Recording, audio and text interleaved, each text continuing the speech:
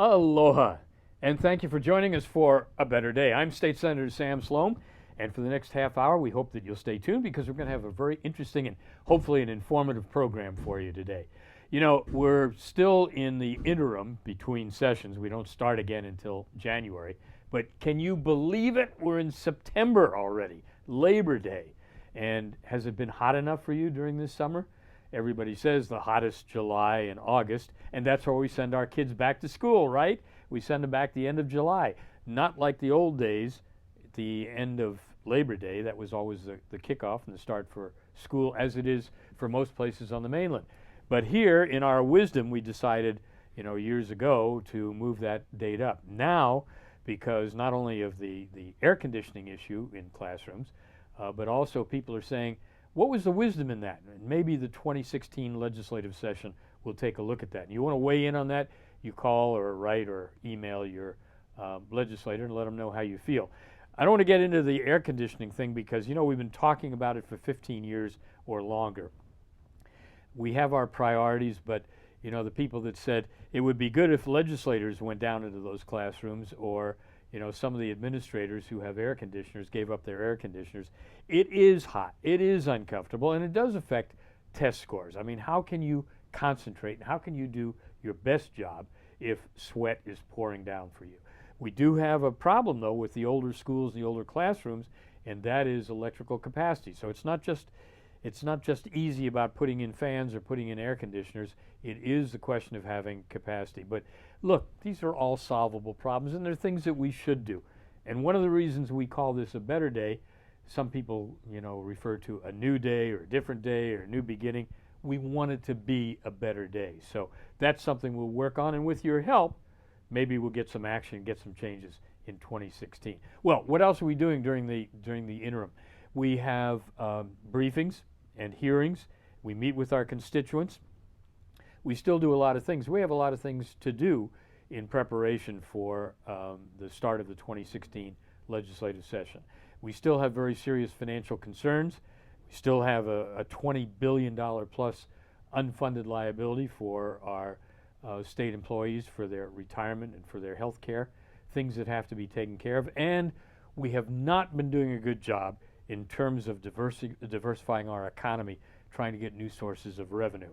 All we talk about are the same old sources. Let's tax the people more. Let's have more fees. As you probably know, I've never voted for a tax increase. I oppose tax increases. I want government to live within its means just like you have to, just like every family, like every single mom, like every small business. We haven't done a good job about that because expenditures continue to rise, debt costs continue to rise. We have to do a better job. A couple weeks ago, we had a very interesting informational briefing on the tax modernization situation. And some of you who have good memories know that you, the taxpayers, have already kicked in nearly $100 million to modernize our archaic tax system. Everybody reads about the hardware, how old the computers are and all that. But the problem is we paid a company, CGI in the past, by the way. CGI was that wonderful company that even President Obama got rid of when they screwed up so royally on the Health Connector nationally. And then we hired them for tax modernization and also for Hawaii's Health Connector. And you see where that led. In any event, we spent all this money. We didn't modernize the tax system. We have hundreds of millions of dollars of uncollected taxes. We have errors that are made. We had the situation this year when people complained to my office and other offices that it was taking 3 months, 4 months, 5 months to get your tax refund. And so we're now entering a new phase with a new contract which has started, new company called FAST, which has actually a much better record than CGI did. And we have an ambitious project to redo the hardware, to redo the software, and to get guaranteed results. We'll see. There were a lot of hard questions that were asked at that interim hearing or briefing, and it really depends on the staffing levels and abilities within the tax department, because over the last couple of years, a lot of people have bailed out. They either had problems with the leadership or they had problems with things that were being done or not done, and so they were gone. So the question is, even if you have a a good project, an ambitious project with a good team. Do you have the personnel resources to make it work? Well, we'll see. We're also seeing that the tax department, like other departments, they are working closer with the new CIO of the state, and hopefully we'll get that technology, which everybody talks about, get it in order so that it is a helpful tool. You still need common sense, you need rationality, and that's what will make it work. We went through another August 21st, a statehood or Admissions Day holiday without any celebration in this state. And to me, that's sad. I put out a press release on it. There have been many years now where we haven't celebrated. There was nothing from the governor or from the mayor or any government officials to actually acknowledge the 56th year of statehood. And part of the problem is people were worried or they're concerned about certain Native Hawaiian activists and others. But the point is, and I introduced a bill a couple of years ago, look, if you don't want to celebrate it, get rid of it. Why do we have a paid holiday then? We've got to make up our mind. Are we proud to be an American? Do we have more benefits than liabilities? Do we have more beauty spots than warts? It's something we should not be afraid to talk about, and yet, like so many other issues in our community, we don't talk about it. We allow the media or the protesters to set the table and set the agenda. Hopefully, in the months and year ahead, we'll have more discussions on this and other issues. And finally, we will have a special session, at least for the state Senate, either this month or next month, October, and we're expecting some nominations, judicial nominees, to come down from the governor. And as you know, the Senate has the responsibility of having hearings and advising and consenting to these nominations. So we'll keep you more informed about that. It's not going to be probably till late September or more likely October. So that's where we are. As always, call my office, call your legislator, call anyone. Hey, we work for you. You pay for us. You pay for everything we do. Don't forget it. Call us if you need any help, if you need any information. That's what we're here for, and we try to be as accessible as possible. Well, look, got a very special program today for you, and I know you've been reading a little bit about it, about some of the environmental issues, particularly with land use and land preservation. And I can't think of two better people to talk to us about this than our guest today. And first of all, I'd like to introduce Laura Ka'akua from the Trust for Public Land. You're also the Native Lands Project Manager. That's Is that right, Laura? Yeah, thank you so much for having us today. And Phil Esterman, who, I don't know, am I older than you, Phil, or are you older than me? It's about a tie. It's about a tie, but I've known Phil for a long time, and so have you. Phil was the guiding force behind the Save Sandy Beach coalition, and now both Laura and Phil are involved in the Ka Iwi coalition, the pristine coastline in East Honolulu, which belongs to all of us. It's not just a Hawaii Kai property or issue, not just East Honolulu. It belongs to all of us, and it's quite special. But let me have Laura and Phil tell us all a little bit about themselves and what they're doing and what their involvement is. Laura? Sure. So how do you get involved in all this? How do I get involved in all this? Well, really it was Ka Iwi Coalition, which is a committee under Livable Hawaii Kaiwi, the local community nonprofit that reached out to the Trust for Public Land and asked for assistance in hopefully acquiring and forever protecting the last threatened parcels along the Ka Iwi Coast. And so we said yes, we're in for it, and we it was just a really natural fit for us. The Trust for Public Land is a national nonprofit land conservation group, and in Hawaii we have 3 areas that we focus on. So shoreline lands and lands that help Hawaii's self-sufficiency, and then lands that perpetuate Hawaiian culture. And so what have some of your projects been up to date that you've been involved in? Sure. Maybe some of the larger, more recent projects would be the Lihue agricultural lands, so about 1,700 acres surrounding Kukani Loko, which is the royal birthing stones in Wahiawa, and that was the former Galbraith estate. So that's been a recent success. Another recently closed project was with Livable Hawaii Kaihui, which was Haweaheau and Keawaava wetland, which you supported. Thank you so much. And that was Well, Elizabeth Riley, of course, has been the driving force Yes. behind all of this. And, Yes. you know, it's like so many other things people say, oh, you can't do that, or you won't succeed. But you've succeeded because you have a good coalition. You have a lot of good people Yes. involved in this community because they see the statewide portion of it. Phil, you, well, what do you do besides protesting or protecting? Do you do anything in real life? Well, I'm retired now. I retired a year and a half ago from the East-West Center. So I spent a lot of time in the last 25 years working in Asia, developing education and research projects in Asia. But you know, the Sandy Beach period, the episode of Sandy Beach came in the late 80s before I joined the East-West Center.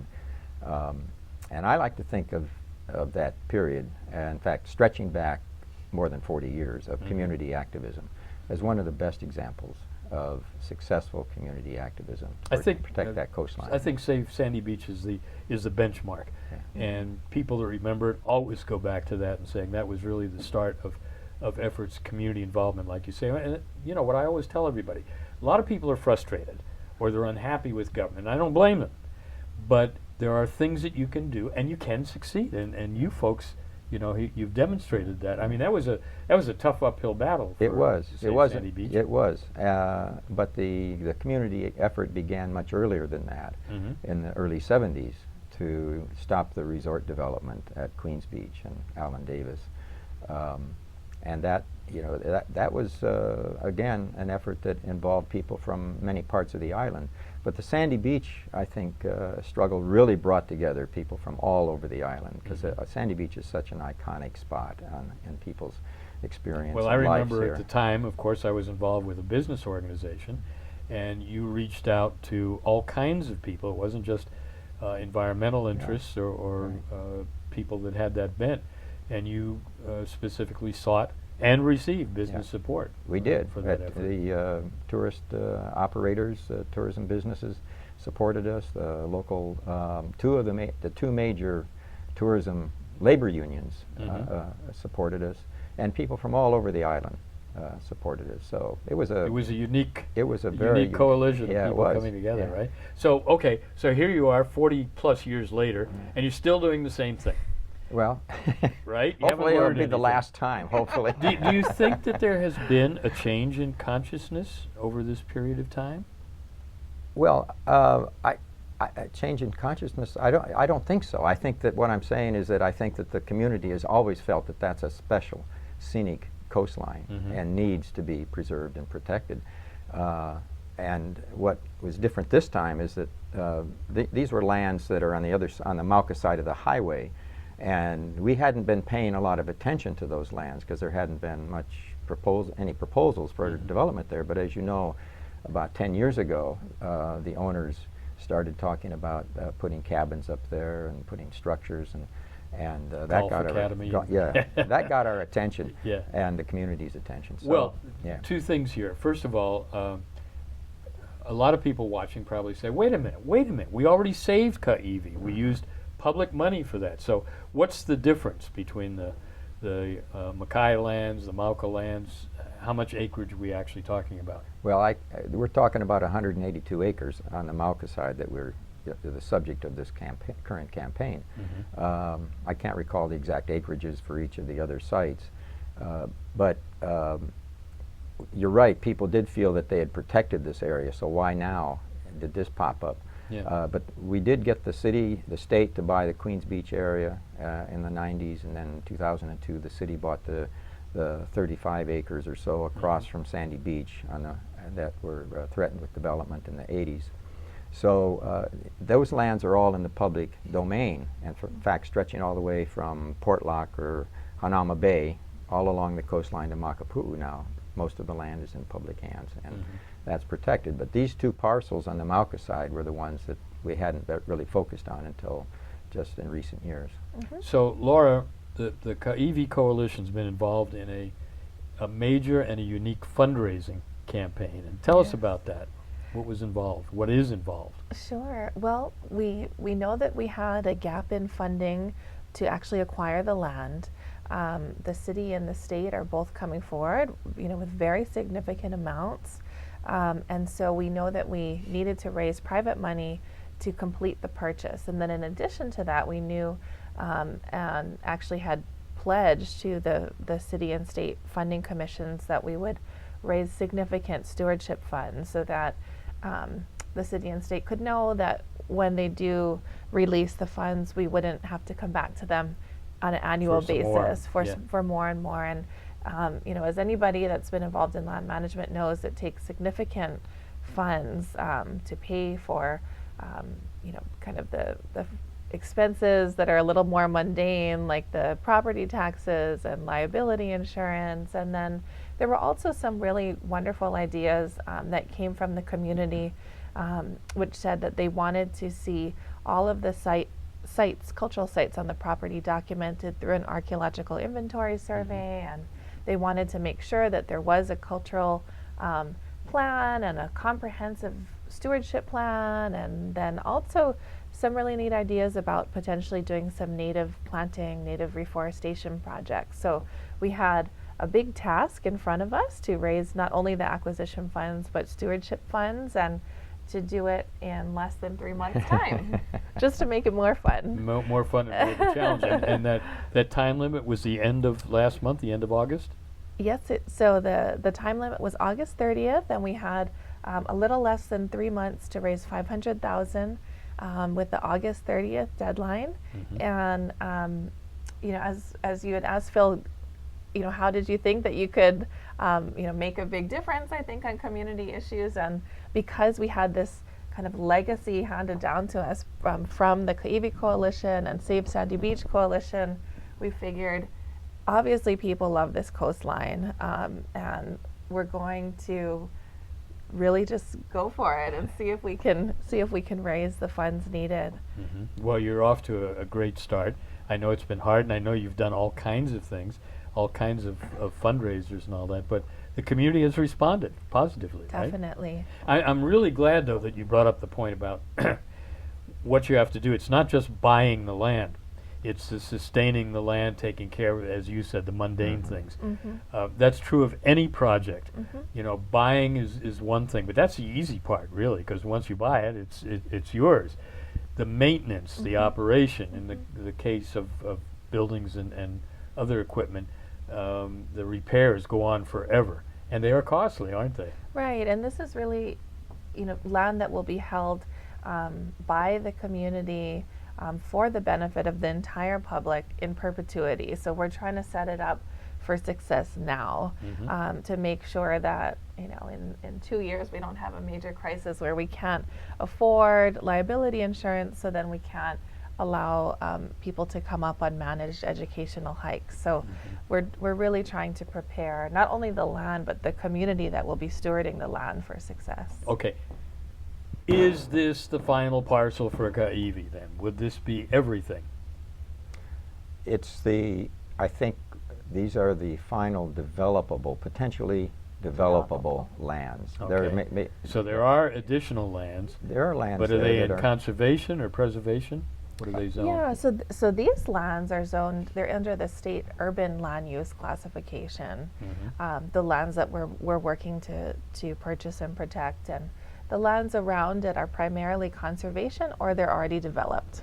So that's kind of the unique situation, I think, for these lands, is that they're threatened with the development, and that they're zoned urban or under the urban state land use even if you classification. have lands that are preservation zoned or conservation, the zoning can be changed, right?